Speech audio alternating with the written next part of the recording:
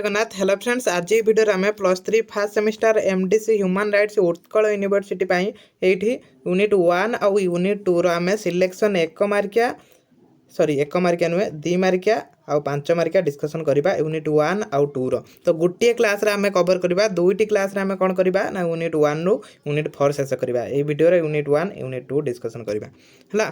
तो जहाँ भी अच्छी सिलेक्शन क्वेश्चन अच्छी तो देखिए एवठू ही सब क्वेश्चन आसो तो यही क्लास टी कहीं मिस करतुनि। तो प्रथम प्रश्न अधिकार कौन तो यहाँ इंपोर्टाट क्वेश्चन रही देखो एग्जाम आसब अधिकार अलग मानव अधिकार अलग है। तो से ये भी मानव अधिकार अच्छी कौन एटा पढ़ु आ अधिकार कौन भी पढ़ु।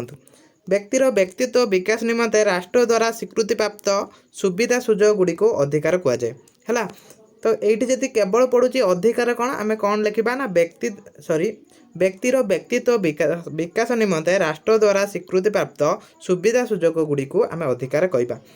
तो अधिकार कहले आम कौन बुझती ना व्यक्तिर दाबी को बुझाती किंतु सबू दाबी अधिकार पदवाच्य नुहे। तो ये कौटी भी टिके टाइपिंग मिस्टेक होती तो धरतुनि सबू दाबी अधिकार नुहे कहीं कहगला ना से दाबीटा राष्ट्र द्वारा जब स्वीकृति प्राप्त होटा को आम अधिकार कहवा।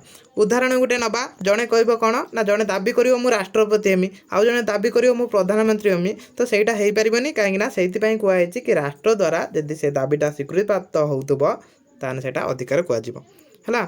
तो तापर मानव अधिकार कौन जहाँ भी अच्छी इंपोर्टेंट क्वेश्चन मानव अधिकार को सही समस्त अधिकार भाव में परिभाषित करा जाए जहाँ व्यक्तिर मर्यादा सुरक्षा एवं रक्षणाबेक्षण अत्यावश्यक। ये जो मानव अधिकारटा कौन हुए ना व्यक्तिर मर्यादा को सुरक्षा करे ता सहित व्यक्ति को सुरक्षित भाव में रक्षणाबेक्षण करें एवं एपरी परिस्थिति सृष्टि करे जो प्रत्येक मनीष तांकर व्यक्तित्व पूर्ण परिमाण में विकसित करें। जब मानव अधिकार मिल आमको तो आम कौन करवा ना आम व्यक्तित्व को विकास करें।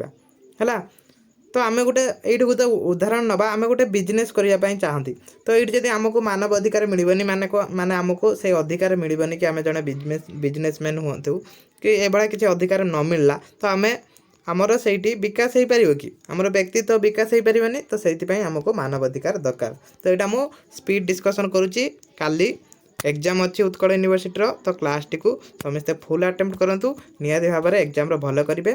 तो से मुझे शीघ्र भी डिस्कसन कर दूसरी आपटा पढ़ी नि। मानव अधिकार अर्थ कौन यहाँ 3 नंबर प्रश्न यहाँ टे टाइपिंग मिस्टेक होती मानव अधिकार अर्थ कौन यहाँ भी पढ़ी ने। तो सिंपल कथा मानव अधिकार कौन बा मानव अधिकार अर्थ कौन से सिंपल कथा खाली टिके अलग तो पढ़ी ने। माग्ना कार्टा 1215 तो यहाँ कौन यहाँ 1215 कहीं 1215 यहाँ स्वाक्षर होता है 1 मार्किया पड़े बोली मुझे लिखिदी जहाँद्वारा आप सहजरे मन रखिपारे है।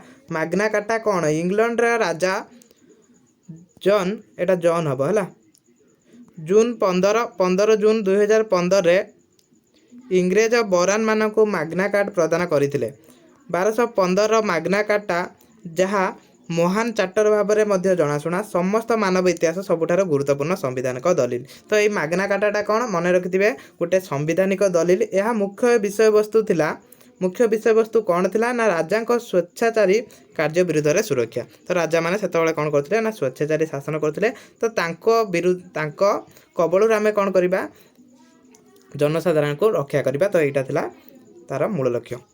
तापर इंग्रेज अधिकार बिल कौन मानव अधिकार विकास परवर्ती उत्स होउची इंग्रेज अधिकार बिल। तो टाइपिंग टिके मिस्टेक है जहाँकि डिसेम्बर 1699 ब्रिटिश पार्लियामेंट द्वारा प्रणीत होता। ब्रिटिश संसद स्पष्ट शब्द रे राजा उपर यह सर्वोच्च घोषणा करथिला।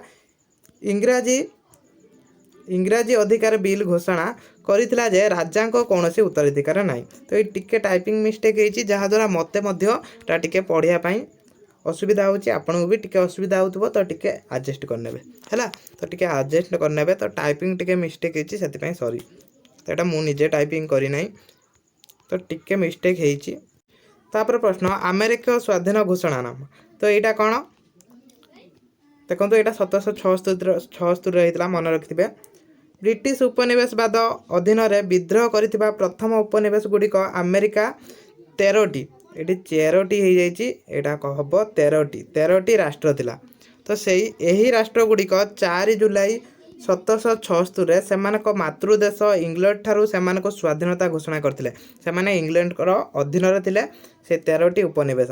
ସେମାନେ କିନ୍ତୁ କ'ଣ କଲେ ନା ତାଙ୍କୁ ଇଂଲଣ୍ଡ କବଳରୁ ମୁକ୍ତ ବୋଲି ଘୋଷଣା କଲେ।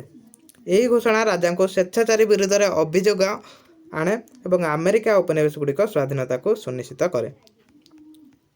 ଯାହା ବି ଅଛି ଏଇଟା 2 ମାର୍କ ଅନୁସାରେ ମୁଁ ଏଇଟା ଆନ୍ସର୍ କରିଛି। ପ୍ରଥମ ପିଢ଼ି ମାନବ ଅଧିକାର ସେଇଟା କ'ଣ କୁହାଯାଏ ନା ନାଗରିକ ଓ ରାଜନୈତିକ ଅଧିକାର। ଯାହା ବି ଅଛି କ୍ୱେଶ୍ଚନ୍ ଆପଣ ପଢ଼ି ନିଅନ୍ତୁ। ଏକ୍ଜାମ୍ ରିସେଣ୍ଟ ଅଛି ତ ଏଇଟା ପଢ଼ିକି ଯାଆନ୍ତୁ। ଏଇଟା ବି ରିଭିଜନ୍ ପାଇଁ ବି ହିଁ ମୁଁ ଅପଲୋଡ଼ କରିଛି, କାହିଁକିନା ଡିସ୍କସନ୍ ଏଇଟା ମୁଁ କରିଦେଇଛି ଆଗରୁ ଅଲରେଡ଼ି, ଯାଇକି ବି ପ୍ଲେ ଲିଷ୍ଟର ଚେକ୍ କରିପାରିବେ। ତ ବହୁତ ପୂର୍ବରୁ ମୁଁ ଏଇଟା ଡିସ୍କସନ୍ କରିସାରିଛି। ଏଇଟା ରିଭିଜନ୍ ପାଇଁ ଖାଲି ମୁଁ ଏଇଟା ଆଣିଛି। ଉତ୍କଳ ୟୁନିଭର୍ସିଟି ପିଲା ରିଭିଜନ୍ କରନ୍ତୁ, ପଢ଼ନ୍ତୁ ଏଇଠି। ଦ୍ୱିତୀୟ ପିଢ଼ି ମାନବ ଅଧିକାର, ତାପରେ ତୃତୀୟ ପିଢ଼ି ମାନବ ଅଧିକାର, ଏ 3 ପିଢ଼ି ଭିତରୁ ଗୋଟେ ଆସିବ। ତାପରେ ପ୍ରାକୃତିକ ଅଧିକାର କ'ଣ, ଯାହା ବି ଅଛି ଇମ୍ପୋର୍ଟାଣ୍ଟ କ୍ୱେଶ୍ଚନ୍। ବୈଧାନିକ ବା ଆଇନଗତ ଅଧିକାର କ'ଣ? ନୈତିକ ଅଧିକାର କାହାକୁ କୁହାଯାଏ? ସାମାଜିକ ଅଧିକାର କାହାକୁ କୁହାଯାଏ? ଏସବୁ ହିଁ ଇମ୍ପୋର୍ଟାଣ୍ଟ କ୍ୱେଶ୍ଚନ୍ ରହିବ ଆପଣଙ୍କ ପାଇଁ। ରାଜନୈତିକ ଅଧିକାର କ'ଣ ବା କାହାକୁ କୁହାଯାଏ? ଏଇଭଳିଆ ବି ଆସିପାରେ। ଅର୍ଥନୈତିକ ଅଧିକାର କ'ଣ? ଜାତିସଂଘ ଚାର୍ଟର 1945 ଏଇଟା କ'ଣ? ଏଇଟା ବି ପଢ଼ିବେ ହେଲା। ତ ୟାଦେହରେ ଯେତିକି ବି ବନା ହେଇଛି ସବୁ ଇମ୍ପୋର୍ଟାଣ୍ଟ କ୍ୱେଶ୍ଚନ୍କୁ ନେଇକି ହିଁ ବନା ହେଇଛି ପିଡ଼ିଏଫ୍ଟା। ଅନ୍ତର୍ଜାତୀୟ ମାନବାଧିକାର ଘୋଷଣାନାମା 1929 ଏଇଟା ଲେଖିବେ। ଏଇଟା ଏଭଳିଆ କାହିଁକି କ୍ୱେଶ୍ଚନ୍ ଆସିଛି ନା ଏଗୁଡ଼ା ଟିପ୍ପଣୀ ଲେଖିବା ପାଇଁ ଦିଏ, ହ୍ୟୁମାନ୍ ରାଇଟ୍ସର ଟିପ୍ପଣୀ ଲେଖିବା ପାଇଁ ଦିଏ। ତ ସେଇ ଅନୁଯାୟୀ ହିଁ ମୁଁ କ୍ଲାସ୍ କରିଛି। ମାନବାଧିକାରର ସର୍ବଜନୀନ ଘୋଷଣାପତ୍ର 1948 ଡିସେମ୍ବର 10 ଏଇଟା ପଡ଼େ ବାରମ୍ବାର। ଅଧିକାର ହେଇଛି ଅଧିକାର ଓ କର୍ତ୍ତବ୍ୟ ମଧ୍ୟରେ ସମ୍ପର୍କ, ଏଇଟା ବ୍ରହ୍ମପୁର ୟୁନିଭର୍ସିଟିରୁ ଆସିଥିଲା। ଅଧିକାର ଆଉ କର୍ତ୍ତବ୍ୟ ମଧ୍ୟରେ ସମ୍ପର୍କ। ମାନବ ଅଧିକାର ସର୍ବଜନୀନ, ଏଇଟା ବି ଇମ୍ପୋର୍ଟାଣ୍ଟ ରହିବ। ଗୋପନୀୟତା ଅଧିକାର କ'ଣ? ସାମାଜିକ ଚୁକ୍ତି ତତ୍ତ୍ୱ, ଏଇଟା କ'ଣ? ଏଇଟା ବି ପଢ଼ିବେ। Thomas hubs.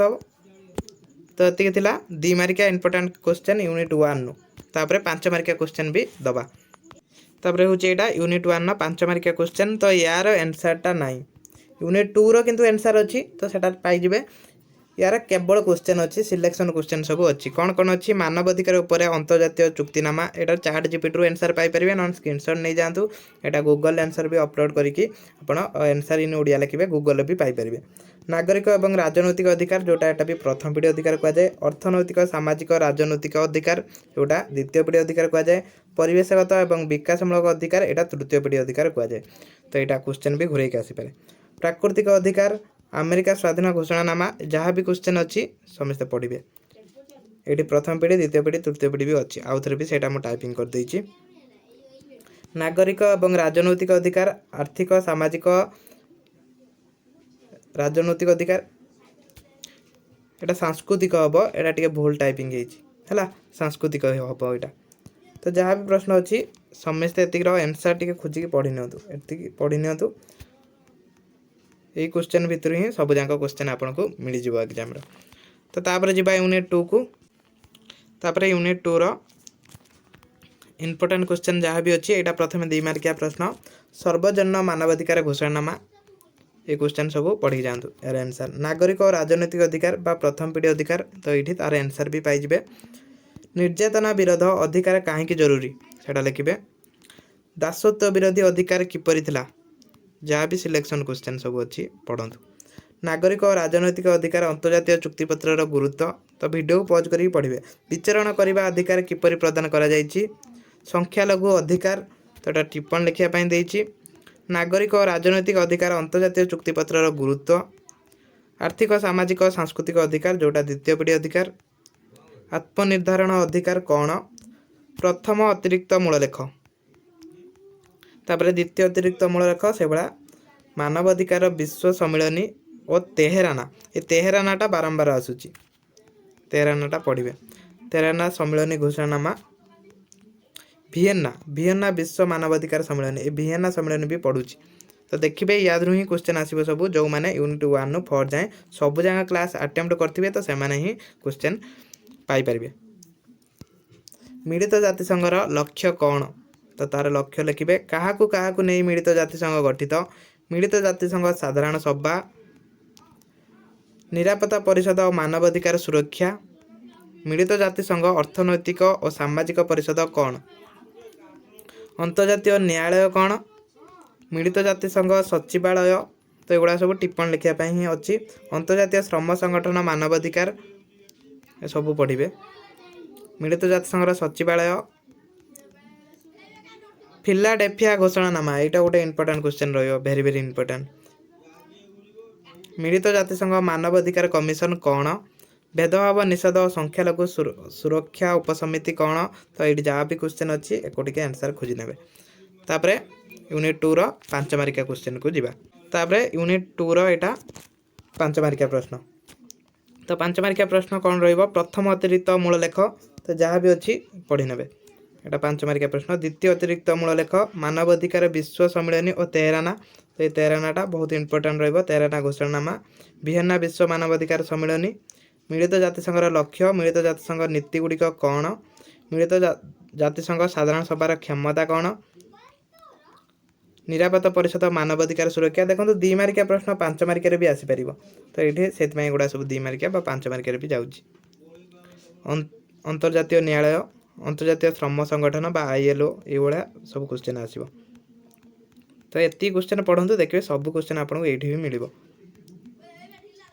ये सब क्वेश्चन मिल तो यूनिट 1 आउ यूनिट 2 आम ए क्लास कवर करदे यापर नेक्स्ट क्लास रे यूनिट 3 आउ 4 को आम कवर करवा है क्लास टी को ये रखा तो एक्टिव रुहतु चैनल को सब्सक्राइब करूँ नेक्स्ट क्लास भी आसूँ।